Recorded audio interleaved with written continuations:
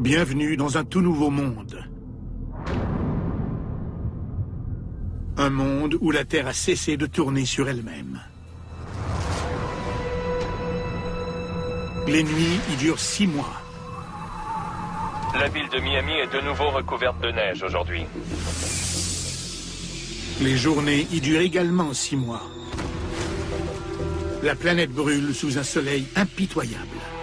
L'indice du rayonnement solaire est extrêmement élevé aujourd'hui. Voici un monde où des villes ont été englouties dans les profondeurs des océans et d'autres désertées en raison de la raréfaction de l'air.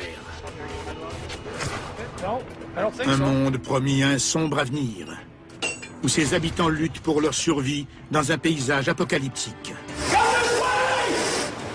Voilà ce qui risquerait de se produire si la planète cessait soudainement de tourner. Parce que sur Terre, un seul changement entraîne de multiples conséquences.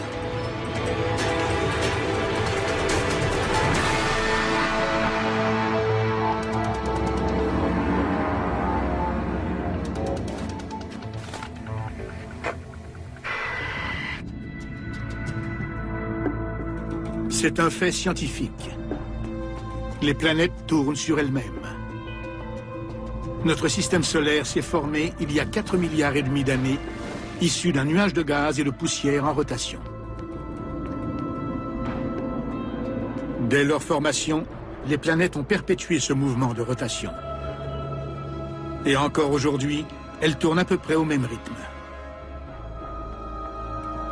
À l'équateur, la Terre tourne à plus de 1600 km/h.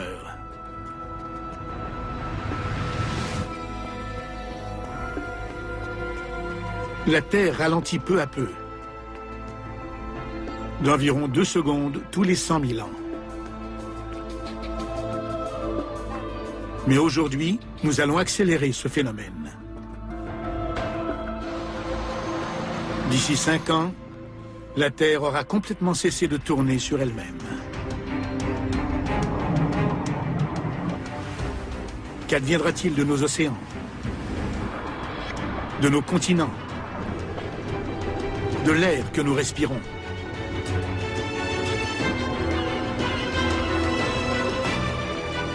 Qu'adviendra-t-il de nous?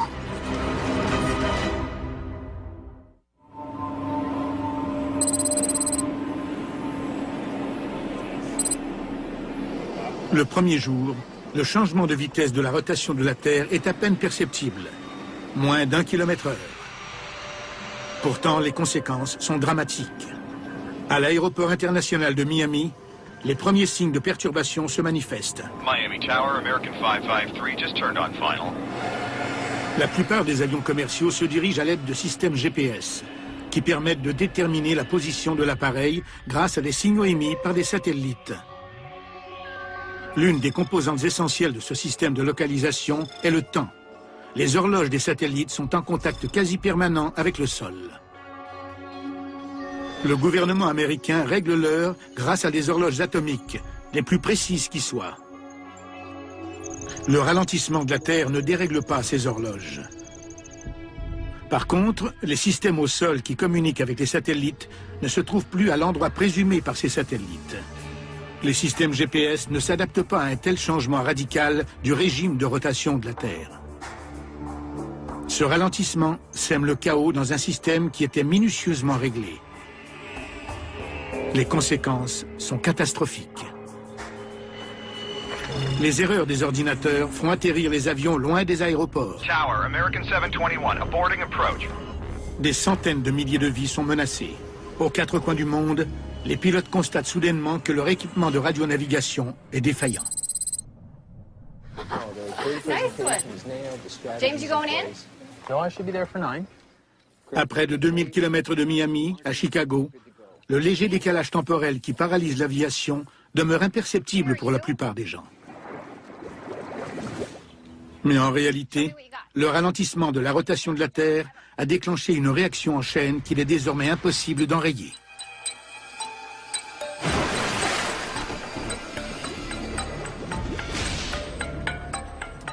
Nous réglons périodiquement nos horloges pour les synchroniser avec Dame Nature. Les jours rallongent, mais le processus est extrêmement lent. Cela nous donne le temps de nous y adapter. Mais s'il faisait encore nuit à 9 heures, si le soleil brillait à minuit, si notre notion du temps devenait désuète. Les scientifiques ont constaté un ralentissement inattendu de la rotation de la Terre. Certains estiment même qu'elle cessera complètement de tourner d'ici 5 ans. Si tel est le cas, les conséquences seront tragiques. Selon les scientifiques, aucun pays ne serait épargné. Dès la première semaine, les problèmes se multiplient dans les villes du monde entier. Chaque nouveau jour est plus long que le précédent.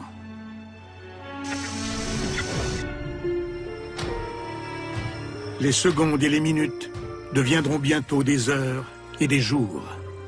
La bourse mondiale d'une valeur de 36 billions de dollars est en chute libre aujourd'hui. Le climat d'incertitude a eu raison de la confiance des investisseurs. Qu'adviendrait-il d'un monde divisé en jours de 24 heures s'ils en comptaient désormais plus de 24?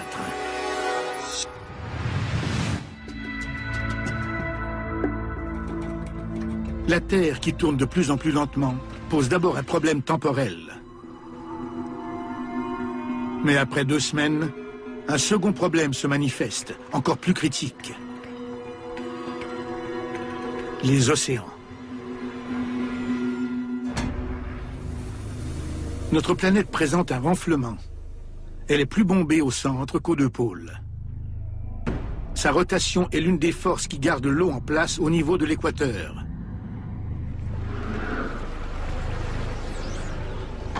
Mais comme la puissance de cette force diminue, les océans se mettent à bouger. Les mers s'écoulent peu à peu de l'équateur en direction des pôles. Plus d'1 milliard de kilomètres cubes d'eau se déplacent.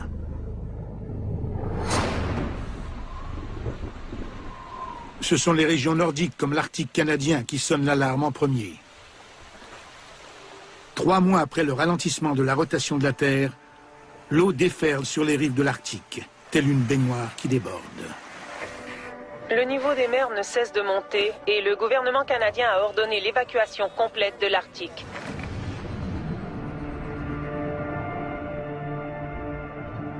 Le ralentissement de la rotation de la Terre a une autre répercussion menaçante. La variation du niveau des mers entraîne une modification de l'air que l'on respire. L'atmosphère est répartie également autour de la planète et son mouvement de rotation suit le même rythme que celui de la Terre. Maintenant que cette rotation ralentit, l'atmosphère suit les océans qui se déplacent vers les 2 pôles.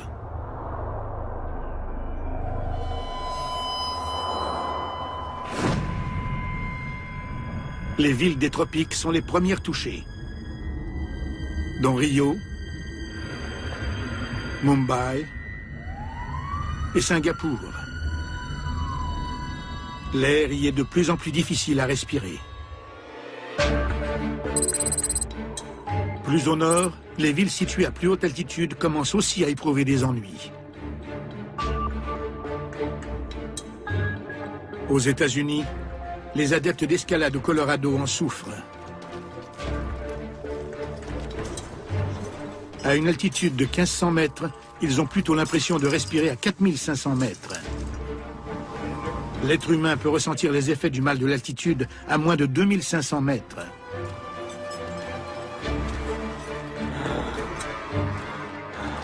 Au-dessus de 5000 mètres d'altitude, sa vie est en danger.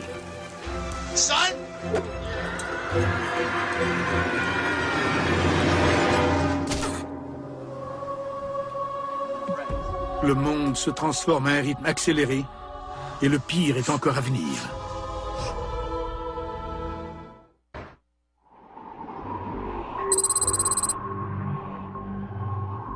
« 4 mois se sont écoulés depuis que s'est amorcé le ralentissement de la rotation de la Terre. Sa vitesse a diminué de plus de 225 km/h.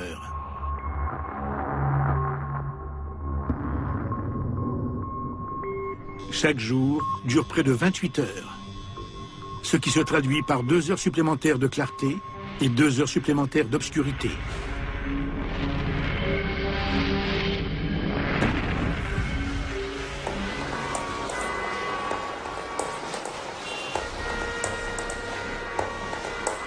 Ce décalage temporel a fait sombrer notre monde, les océans et l'atmosphère dans le chaos.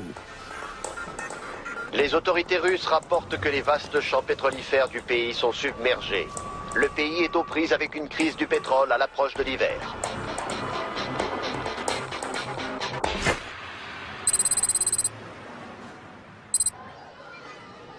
Aux États-Unis, les inondations et la raréfaction de l'air ne font pas encore de victimes. Les gens se débrouillent tant bien que mal. Mais tout à coup, un nouveau fléau meurtrier afflige la Terre entière.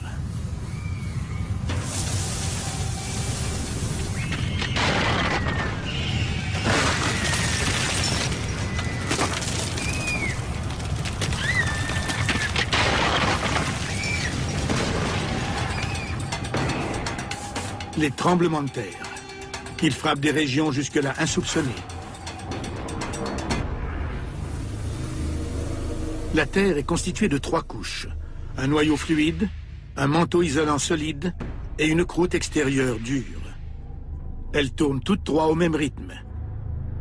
Mais tandis que notre rotation ralentit, chacune des couches ralentit à une vitesse différente, créant ainsi une importante friction. La Terre est littéralement en train de craquer de l'intérieur.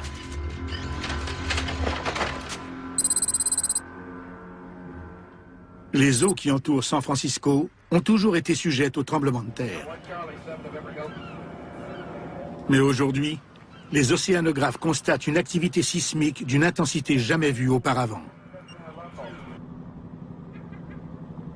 De profondes fissures dans le plancher océanique dégagent une chaleur intense. Des poissons tués par l'explosion flottent à la surface. L'activité volcanique à Chicago et dans ses environs a causé la fermeture de plusieurs grandes artères. Les experts conseillent aux gens de rester à la maison aujourd'hui.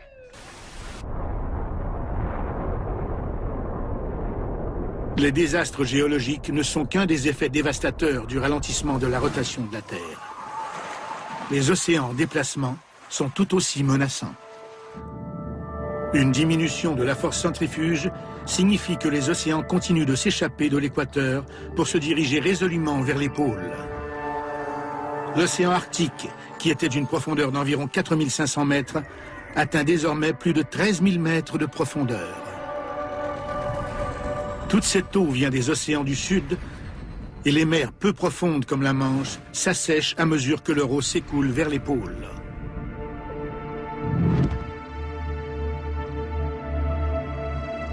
Pour la première fois de l'histoire connue, la Grande-Bretagne est rattachée au continent européen et l'Irlande est reliée à l'Angleterre. Il est désormais possible de marcher de Londres à Paris.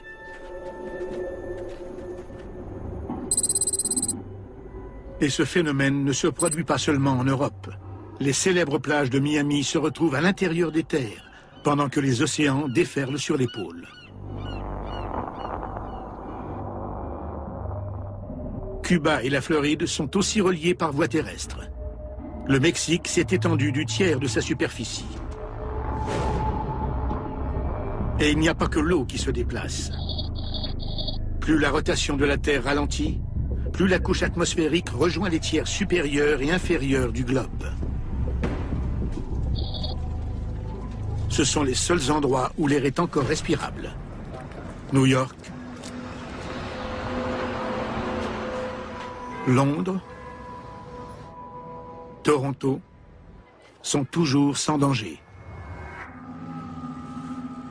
Mais la ville de Mexico et d'autres importantes agglomérations urbaines du Sud sont maintenant condamnés. Leur air est devenu irrespirable.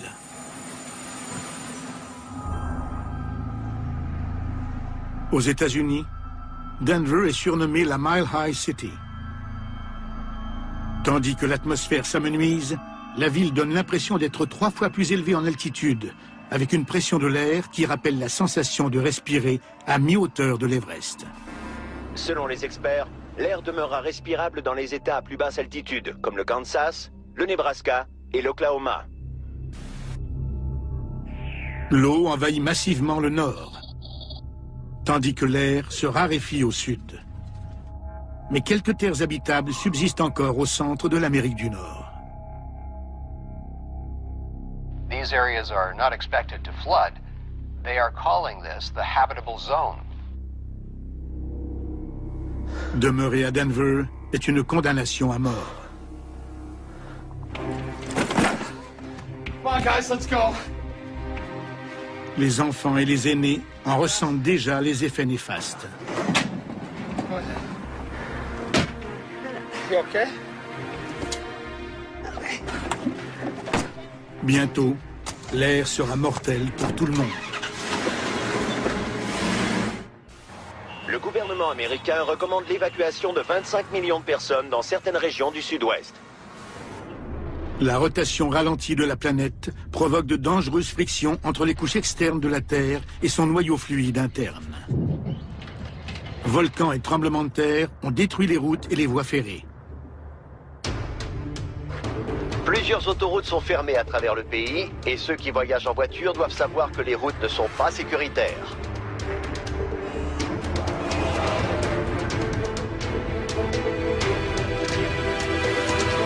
Tremblements de terre, volcans et violences font rage dans tout le pays. Les autorités préviennent ceux qui doivent voyager qu'elles ont peu de mesures de protection à leur offrir.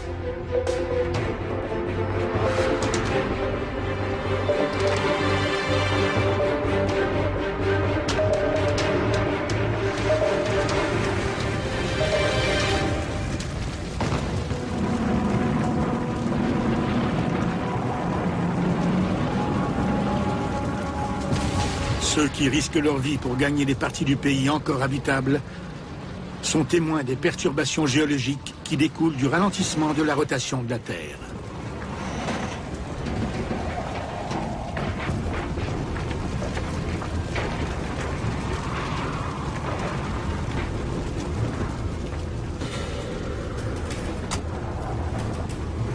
Tandis que les tremblements de terre dévastent le Midwest, le retrait des océans prive les grandes villes côtières de leur accès à l'eau.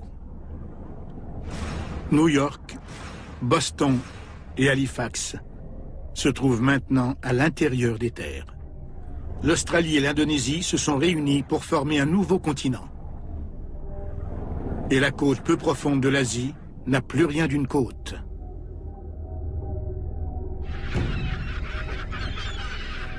En l'espace de 4 mois, Hong Kong et d'autres ports importants sont asséchés. Le transport maritime est paralysé aux 4 coins de la planète.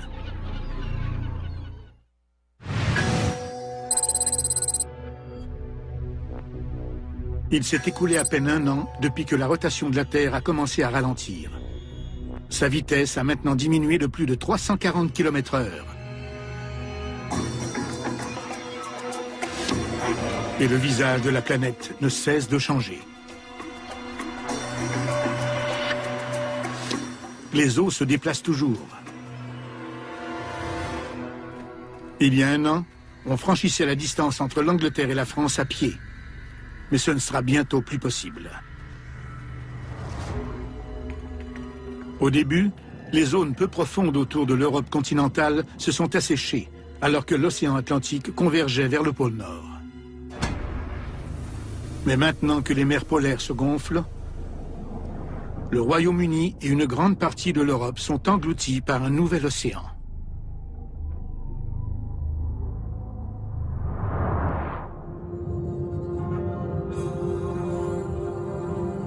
Londres a disparu. Berlin a disparu. Et Moscou aussi. Ces villes européennes historiques se retrouvent au fond d'une nouvelle mer. Des centaines de millions de personnes vivaient ici. Le Grand Nord canadien a également disparu. Il repose entièrement sous l'eau. Les métropoles du pays ont résisté. Toronto, Vancouver et Montréal. Mais les vastes océans sont toujours en mouvement.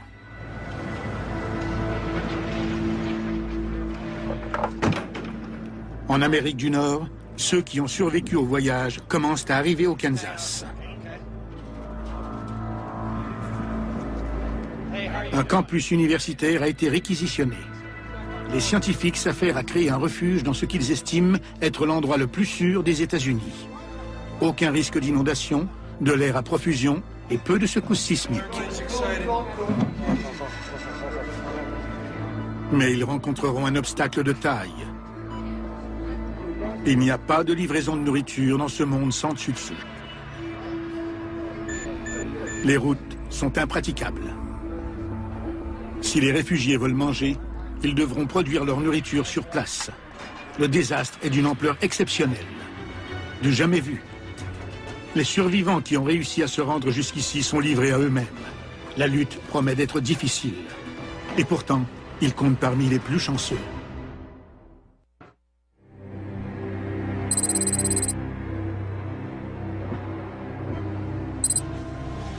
Il n'aura fallu que 2 ans et demi pour que la rotation de la Terre ralentisse à 320 km/h.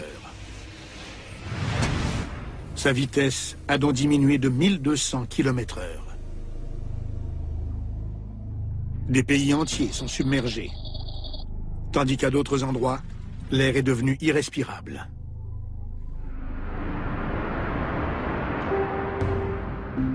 Les survivants subissent une autre conséquence dévastatrice de ce ralentissement. Aux 4 coins du monde, des gens tentent désespérément de dormir. Chaque journée dure maintenant 2 jours et demi plus longtemps. C'est la même chose pour chaque nuit. L'être humain n'est pas fait pour dormir dans un monde où il fait jour pendant plus de 60 heures consécutives. Il ressent la même sensation qu'un décalage horaire, mais cette fois, c'est un état permanent.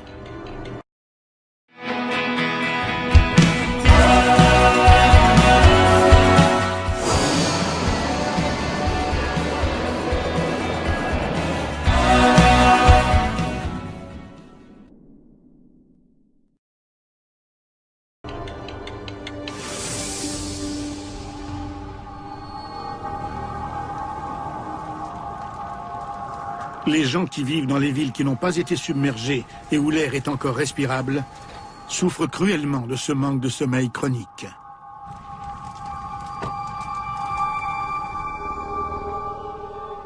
Ils ont la vue embrouillée et ils manquent de contrôle musculaire. Hey, you okay?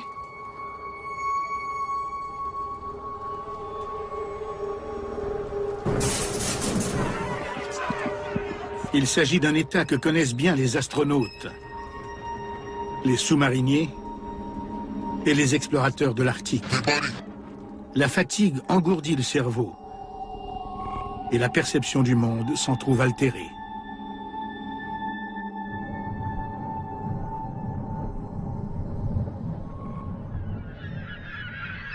Le ralentissement de la rotation de la Terre a un effet tout aussi dévastateur chez les animaux. L'allongement des jours provoque la migration de la plupart des mammifères. Les jours sont de plus en plus longs. Des oiseaux migrateurs périssent car ils n'arrivent pas à gagner le sud à temps. Et ils gèlent pendant les longues périodes de noirceur et de froid. D'autres espèces subissent le même sort. Les caribous, les papillons monarques, les zèbres. Tous sont condamnés à l'extinction sur cette terre qui ralentit peu à peu.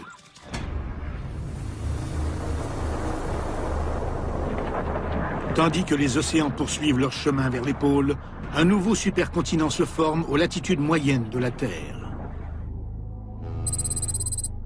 Un groupe océanographe de San Francisco est déterminé à se rendre là-bas. Ces survivants veulent repartir à zéro sur ce qui était autrefois le plancher océanique. Leurs chances de survie sont meilleures que dans les grandes villes. Il s'agit d'une décision dictée par le désespoir. Mais sur cette planète en péril, rares sont les options sûres. En l'espace de 2 ans et demi, la vie sur une planète au ralenti est complètement bouleversée. Et le pire est encore à venir. 4 ans se sont écoulés depuis que la Terre a commencé à ralentir graduellement. Aujourd'hui, elle tourne à 60 km/h. Le soleil brille maintenant pendant 13 jours consécutifs, suivi de 13 jours d'obscurité. L'époque des 4 saisons est bel et bien révolue. Le climat se définit désormais par des cycles de clarté et de chaleur, et de noirceur et de froid. Au cours de ces interminables nuits, la température chute à moins 55 degrés Celsius. Les humains ont beaucoup de mal à s'y adapter.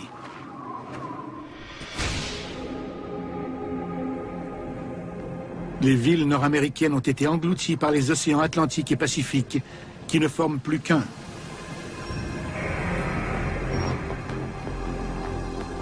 Toronto, Halifax, Boston.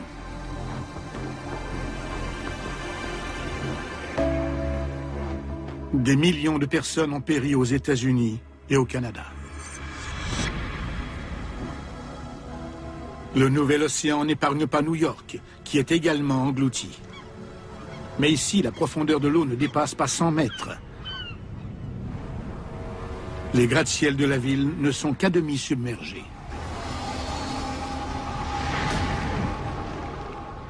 Chicago, l'une des villes les plus au sud de la région des Grands Lacs, se fait finalement engloutir par l'océan.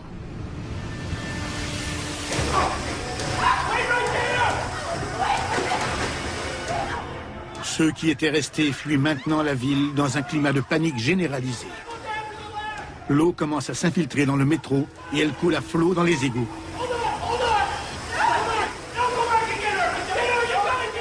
Bientôt, la ville entière sera submergée.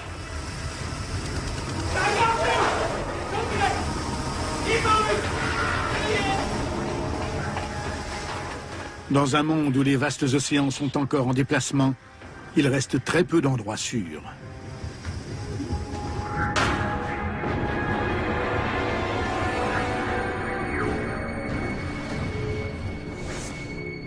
L'Afrique, l'Australie et l'Amérique du Sud sont inhabitables en raison de la raréfaction de l'air. Près de l'équateur, on a l'impression de respirer à 10 000 mètres d'altitude, ce qui dépasse le sommet du mont Everest. De grandes métropoles sont dévastées et désertes. Mais un continent équatorial émerge où se trouvait jadis un océan. Et l'air est suffisamment dense pour respirer dans certaines zones de ce supercontinent.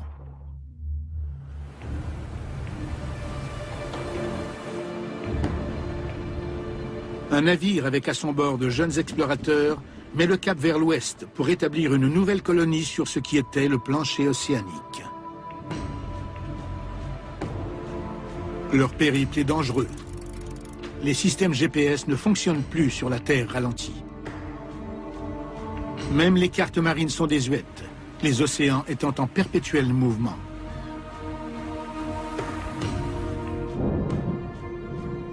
Dans ce monde sauvage et changeant, le temps est de plus en plus imprévisible.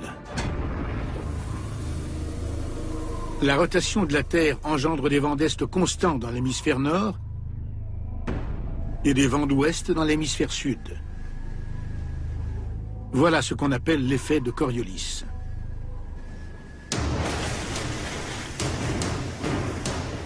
Mais à mesure que la rotation de la Terre ralentit, la configuration des vents devient imprévisible. De nouveaux anticyclones se forment et balaient la planète. Des tempêtes déchaînées s'abattent sur les océans. Elles peuvent durer des semaines.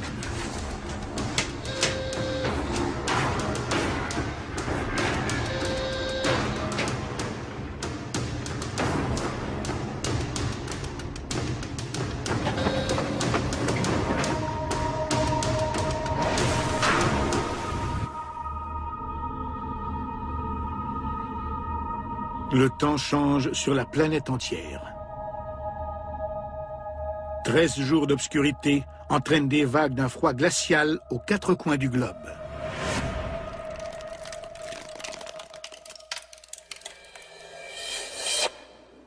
La ville de Miami est de nouveau recouverte de neige aujourd'hui, alors qu'une autre tempête nocturne souffle sur le pays.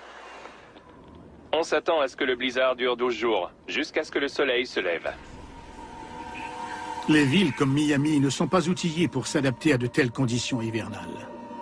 Plusieurs maisons n'ont pas de système de chauffage. Voilà un autre coup dur pour des villes déjà fragilisées.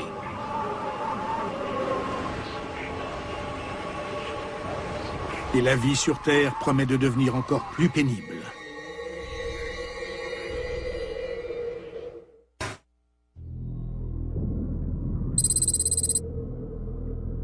Quatre ans et demi se sont écoulés depuis que la rotation de la Terre a commencé à ralentir. Auparavant, elle tournait à une vitesse de 1600 km/h. Désormais, c'est à peine si elle tourne. Le soleil brille pendant 16 jours consécutifs.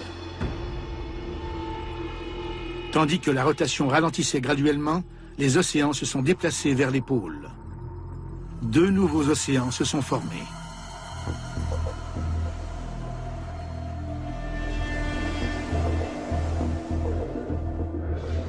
Le Kansas se trouve maintenant sur la côte de la nouvelle mer du Nord, puissante et profonde de 16 km.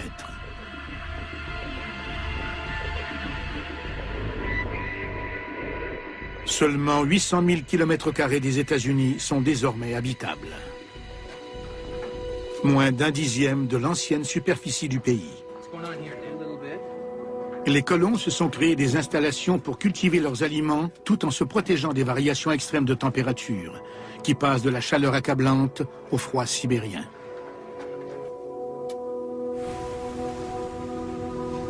Les nouveaux océans offrent les meilleures chances de se nourrir. Avec l'inondation des continents, ils sont devenus riches en substances nutritives. Les poissons ont de la nourriture à profusion. Les espèces d'eau chaude sont mortes avec la destruction des écosystèmes côtiers, asséchés ou inondés par le déplacement des océans. Plusieurs poissons d'eau froide ont survécu, comme la morue, le maquereau et le thon.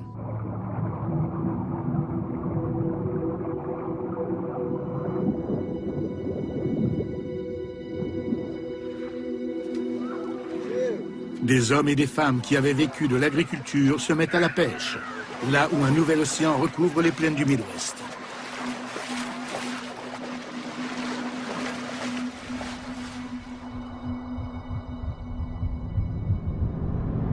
Au cours des interminables nuits froides, les réfugiés travaillent en équipe, pêchant le poisson dans des eaux glaciales.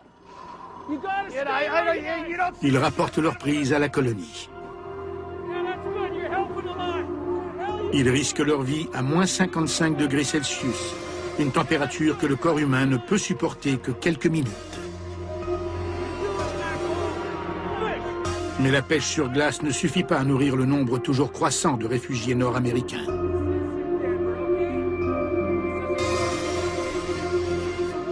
L'heure est grave. Tandis que la rotation de la Terre continue de ralentir, la neige cesse sans fin de tomber.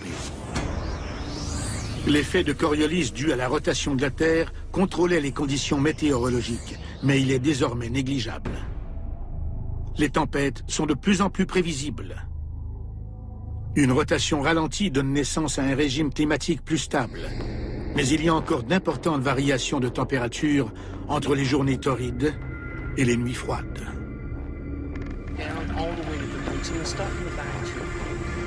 Ces conditions météorologiques plus stables se traduisent par une diminution des précipitations. La pluie tombe surtout au large, sur les océans. Il n'y a plus suffisamment de vent pour pousser les tempêtes à l'intérieur des terres. La pluie occasionnelle qui tombe sur la colonie du Kansas est emmagasinée en prévision des longues périodes de sécheresse. La situation est désespérée.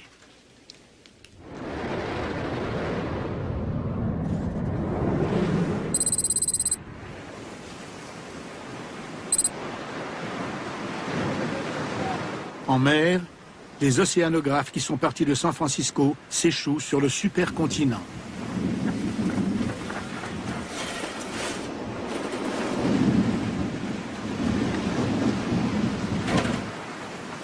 Ils passent le plancher océanique au peigne fin pour trouver de quoi survivre.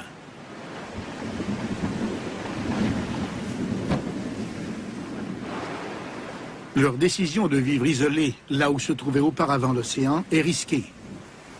Contrairement aux réfugiés installés au Kansas, ils ne disposent que des ressources qu'ils ont emportées avec eux et de ce qu'ils parviendront à récupérer. Par contre, s'ils réussissent, ils jouiront de la plus vaste superficie de terre habitable de la planète.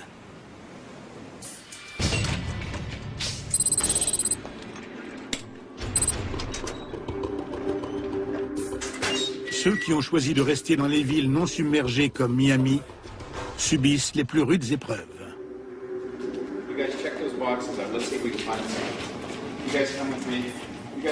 Ici, la vie est sauvage.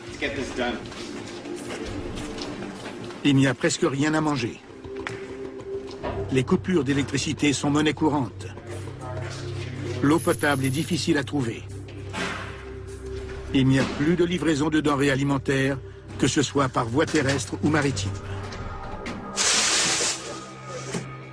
Le confort que procuraient les progrès technologiques est chose du passé. Quand les ressources disponibles seront épuisées, Miami n'aura plus rien à offrir à ses habitants.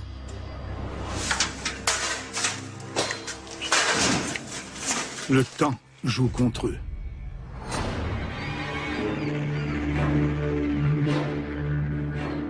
Certains, voyant la fin approcher, décident de partir. Ils doivent trouver un endroit qui n'est pas enclavé comme Miami. Pour survivre dans ce monde profondément désorganisé, un accès à l'eau est indispensable. Mais cette eau se trouve à des milliers de kilomètres.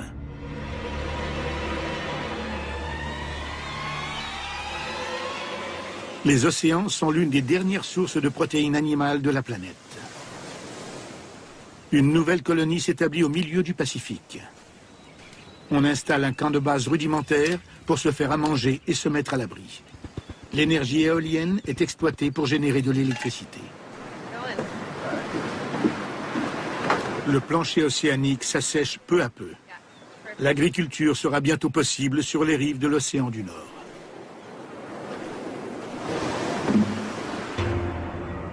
Mais à la nuit tombée, le climat hostile menace la survie des colons.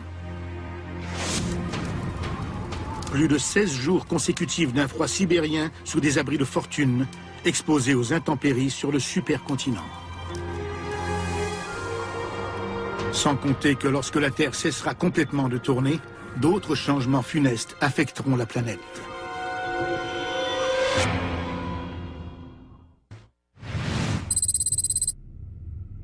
Cinq ans après avoir commencé à ralentir, la Terre cesse complètement de tourner. Les océans, l'atmosphère et le climat ne connaissent plus de fluctuations. Un supercontinent entoure le centre de la planète. Deux vastes océans partent des pôles jusqu'aux latitudes moyennes. Toutes les terres à proximité de l'équateur sont privées d'air. Plus de la moitié du nouveau continent est inhabitable, étant trop élevé au-dessus du niveau de la mer. La Terre ne tourne plus sur elle-même, mais elle est toujours en orbite autour du Soleil. À partir de maintenant, il fera jour pendant la moitié de l'année et nuit pendant l'autre moitié, quand le Soleil se trouvera de l'autre côté de la Terre. Le concept de jour et de nuit tel qu'on l'a connu est dépassé. Maintenant, c'est un rythme annuel. 6 mois de clarté et de soleil, suivis de 6 mois d'obscurité et d'ombre.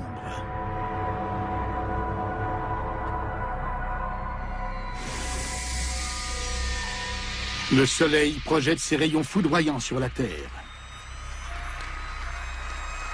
Dans les zones situées directement sous sa lumière éblouissante, les températures atteignent 55 degrés Celsius. Tout ce qui se trouve sur son passage est balayé par des vents violents.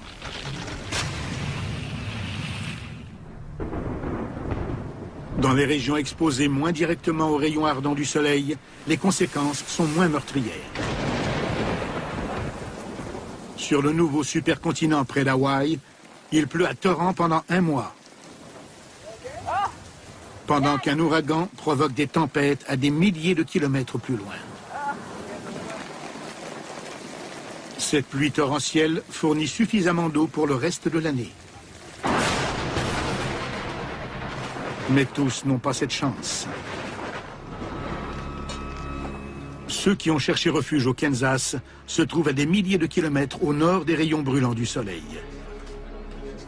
Ils comprennent qu'avec le climat stable d'une terre immobile, il ne pleuvra plus jamais chez eux. Les colons ne peuvent pas dessaler l'eau de l'océan en raison de l'effondrement du système électrique.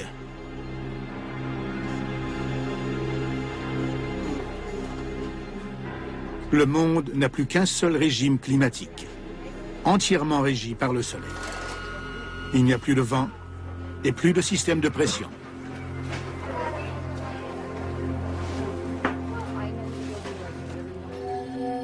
La longue nuit noire porte le coup de grâce. La température nocturne plonge sous la barre des moins 55 degrés Celsius, soit près de 20 degrés plus froid que l'hiver arctique moyen. Les nouveaux océans polaires gèlent et demeurent gelés à l'année. Sur une terre immobile, les habitants du Kansas sont condamnés. La colonie établie au milieu du Pacifique se trouve à 1700 km de la trajectoire du Soleil. Ils peuvent pêcher sans avoir à casser la glace.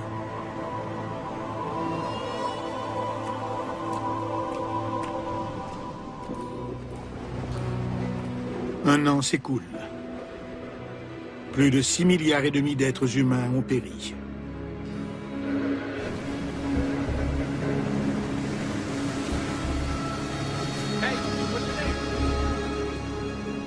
Quelques rares survivants parviennent à gagner l'un des derniers endroits sur Terre où il est encore possible de respirer et de survivre au climat.